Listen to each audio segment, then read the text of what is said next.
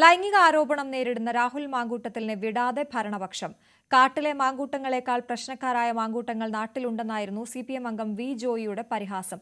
മാങ്കൂട്ടങ്ങൾ വലിയ ചാട്ടക്കാരാണ്. ചില ചാട്ടങ്ങൾ ബാംഗ്ലൂരിലുമെത്തി. ചാട്ടം ശരിയല്ലെന്ന് കണ്ട് മയക്കുവെടി വയ്ക്കാൻ തീരുമാനിച്ചെങ്കിലും മയക്കുവെടി വെച്ചവർക്ക് നേരെ തിരിഞ്ഞുവെന്നും ജോയ് വിമർശിച്ചു. സർ, എന്നാൽ ഈ നാട്ടില് ചില മാൻകൂട്ടങ്ങളുണ്ട് സർ. ആ നാട്ടിലെ മാൻകൂട്ടം അപകടകാരിയാണ്, ആപൽക്കാരികളാണ്.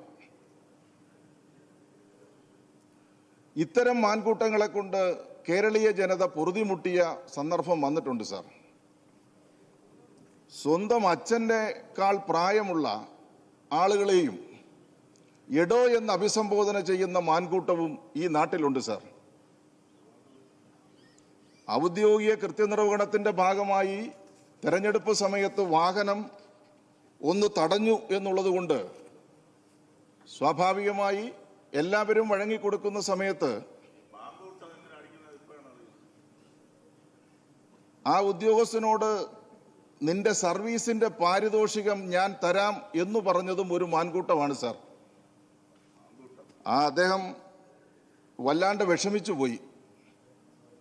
ദൈവം ഉണ്ടോ ഇല്ലയോ എന്ന് എനിക്ക് പറയാൻ പറ്റത്തില്ല, പക്ഷെ പണി കിട്ടി സാർ.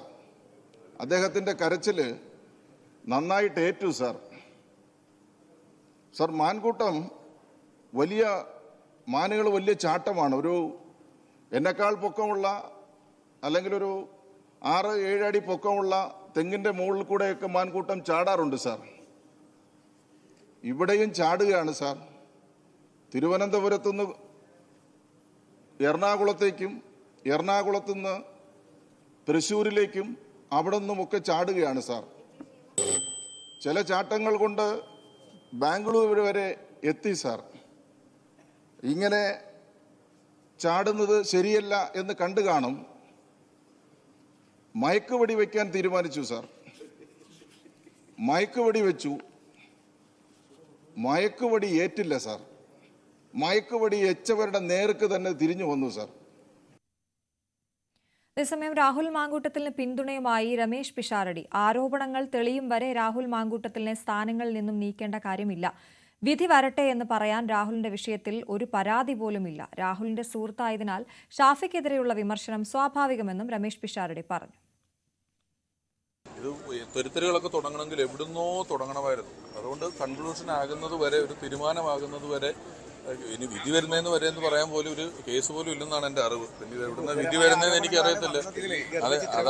അത് നമ്മൾ അന്ന് വിവാദം വന്നപ്പോൾ ഞാൻ അത് തന്നെയാണ് പറഞ്ഞത്. ആരോപണങ്ങളാണ് വന്നതെന്ന് നമുക്ക് പറയാൻ പറ്റുന്നുള്ളൂ. ആരോപണങ്ങളാണല്ലോ, അത് വളരെ പ്രൂവിയായിട്ട് അത് പറയും. അതെല്ലാവരും സുഹൃത്തുക്കളാണ്, അവരെല്ലാവരും ഒന്നിച്ച് നടക്കുന്നവരാണ്. അപ്പം അങ്ങനെ തന്നെ പറയുള്ളൂ. ഒരു സർവ്വനാമം ചേർത്തേ പറയുള്ളൂ. ഏതെങ്കിലും ഒരു മാധ്യമ പ്രവർത്തന പ്രശ്നം ഉണ്ടായാലും അടങ്കല്ലേ പറയുള്ളൂ. ഇപ്പം ശബരിമലയിൽ ദർശനം നടത്തി രാഹുൽ മാങ്കൂട്ടത്തിൽ. പുലർച്ചെ 5-ന് ക്ഷേത്രനട തുറന്നപ്പോഴാണ് രാഹുൽ ദർശനത്തിനെത്തിയത്.